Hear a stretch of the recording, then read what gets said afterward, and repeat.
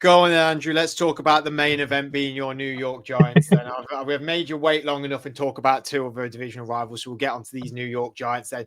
Brought in Paulson Adebo, Javon Holland, Russell Wilson, obviously, Chauncey Golston, Roy Robertson, Harris Jameis, Winston, Zach Pascal as well. He didn't lose really. Not many people really. Azeez Ojulari, Jason Pinnock, Dory Jackson, Isaiah Simmons, Drew Lock.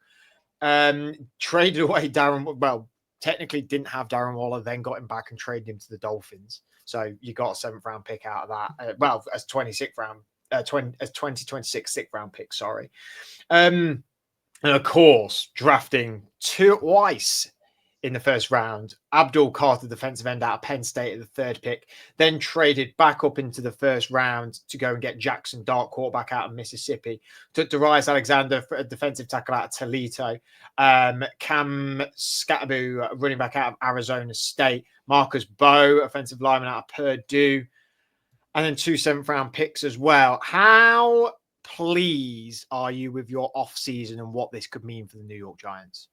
Yeah, I mean, as much as we slag off Joe Schoen quite a lot for what he's done in the past and how he came across on the Netflix documentary, he's had a couple of good drafts for me. The players are really hitting that have come in. The off season's been good. There's lots to be positive about. The ethos looks loads better in the team. And I follow them a lot on various different social media platforms, and the training camps and the buzz and the way the players talk, it all seems positive.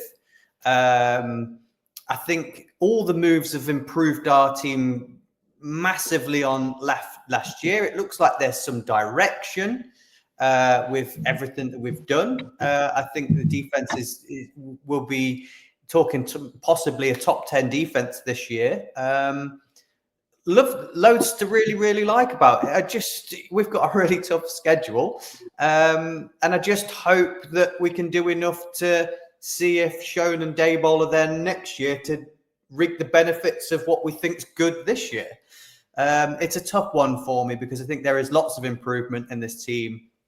And we're going to be a load better than the embarrassment we were last year, and the fans might get back on board this year. And I think if we get fans back on board, that's a success for us this year. I think, when we're talking about other teams and where their success is going to come, and they're talking about playoffs or wild cards or championship games, ours isn't that, is it? We're not in that position at the moment. We were complete rebuild, and getting fans back on side and being competitive in games is where I want my team to be. And I think that we will do that this year. Incredibly positive assessment of the New York Giants. I fear that you might be getting a negative assessment next, though. Why? Are you doing it? No, I thought you might not be as positive. I actually don't think they could have done much better with what they've done. Okay. I think firstly, if you look at it from how they were last year, they were the worst team in the red zone in 2024. They only 43% of their plays became a touchdown. The top half of the league was 58, so it goes to show how poor they were. Good luck, Indianapolis. So we didn't have Daniel Jones last year, mate. Who did you have? I can't remember. We had Tommy DeVito, Drew Lock, DeVito, yeah, anyone that turned up on the day.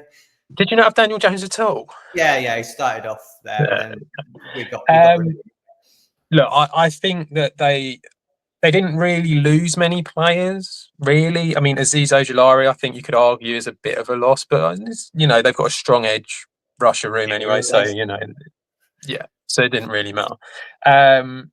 They brought in some good players. I thought that James Hudson is going to be good for the O-line. I think Javon Holland is a great pickup from the Dolphins.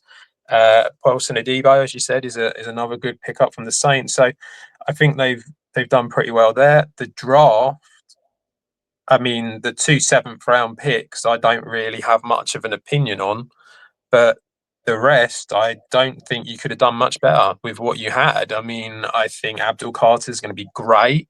Jackson Dart has shown, hasn't he, in preseason that he's looking pretty good. Yeah, do not play him.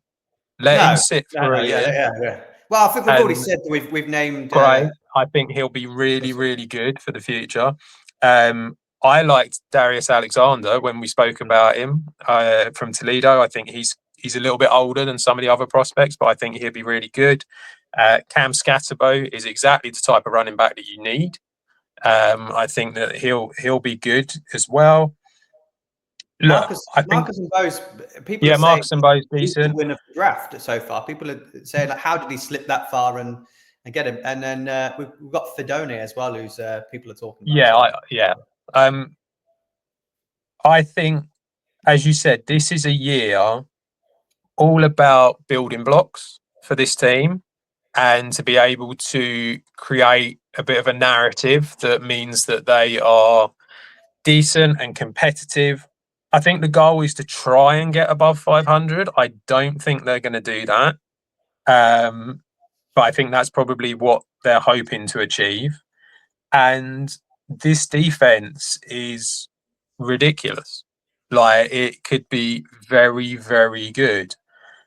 I don't hold out a lot of hope with Russell Wilson or Jameis Winston.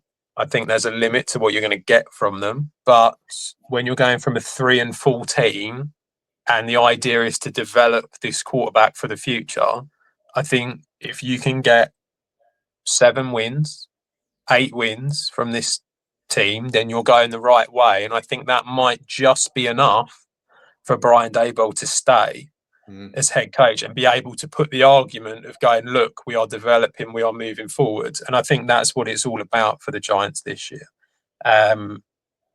So, yeah, I think, get after the quarterback and run the ball. That's what it's going to be a lot of with the Giants, I think. And they've got the players in there to be able to do that. We've said in a lot of episodes, you can lose in the right way. Yeah. And if they lose in the right way this season, I think it points to a lot of positives for the New York Giants. I know it doesn't make sense, but I still think even if you get to losing in the right way, I think Daboll might be a little bit done, to be honest. I just think it might be that, like, right, well, now we've got the fresh team, we're going in the right direction, but we've had these years now, and I don't know. I don't think Daboll's done anything highly wrong, but I don't know if he's done anything highly right all at the same time. Well, he got us to the playoffs and won a game in the playoffs with Daniel Jones. I mean, it's not gone the right way for him. It's not gone the right direction for him for any of the seasons. And I think if you had that coach in other teams, he would be gone by now, to be honest with you. I don't know. It's odd one because he didn't pick Daniel Jones, inherited him. Daniel Jones got him. He got Daniel Jones playoffs and won a game, and then still had to roll with him. We've never seen Daboll with Daboll's team. And we've seen Daboll's team in Buffalo and what it did. And it's really tough, Fred, because you got an organization that's just drafted Jackson Dart. Jackson Dart in the playoffs, yes, it's playoffs, has looked very mature and has looked very good. And he's managed to audible plays at the line and have success. They turned his helmet off during various parts of the game. In the preseason, and just he had to kind of do it himself. In those preseason games. So, and he's had success and he's looked good. So I think if you're the head coach, if you're the owner and you've had how many years now, of just since Coughlin left, of just hiring, firing, new GMs, new head coach, new GMs, new head coach, new regime. If we have a losing season and losing the right way and Jackson Dart comes in at the end and we have a top 10 defense and Jackson Dart looks good at the back end of the year, I think it'd be very hard to say Daboll's out when if you then have got to search for a new head coach, search for a new GM, you might go, you've got to try and find someone that is buying into Jackson Dart because a new person will come in and be like, Jackson Dart's not our guy. We weren't hiring him in the draft. We want a new guy in the new draft, and you've got to start all over again. And I think John Mara is going to have a really tough job starting all over again. And I think that's why if we get 6, 7, 8 wins, there's a chance that you stick with these guys if Dart looks good at the end of it, because they're the ones that that John Moran knows are buying into him. So I think one thing as well, which people again would have been maybe a bit funny on, was Russell Wilson. You guys getting Russell Wilson, starting Russell Wilson, when we actually just saw Russell Wilson do pretty okay in a team that has a really good defense and not a really electric offense. And I would argue that I mean, you've got Malik Neighbors, who's obviously an incredible wide receiver. We didn't have that we had George Pickens for Russell, had Najee Harris and Jalen Warren. You've got Tyron Tracy, and mixture of Devin Singletary and Cam Scatterboom. We'll see what happens with that. Theo Johnson, a fairly decent tight end, and an O-line that is better than yours.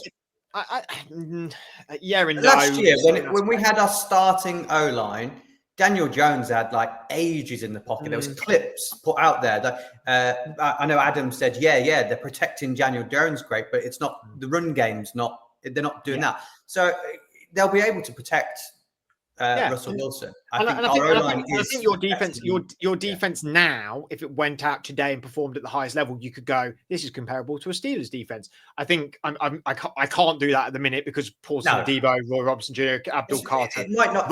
We haven't seen them play within your team yet, though. So it's still a good. I still think it's a good deal. I thought it was a good defense last year. So that's what I'm saying is, if you then reinforced it and you could call this defense now an equal to Steelers, if this defense is a top 5 defense, we've just seen what Russ can do with a top 10 marginal 5 defense in the Steelers with not a great offense and arguably a better offensive setup here in New York. So why couldn't you, if you'd brought in, I don't know, you'd brought in Kirk Cousins, maybe you could go, well, we've not, he's not been in great situations everywhere, but then he did all right in Minnesota.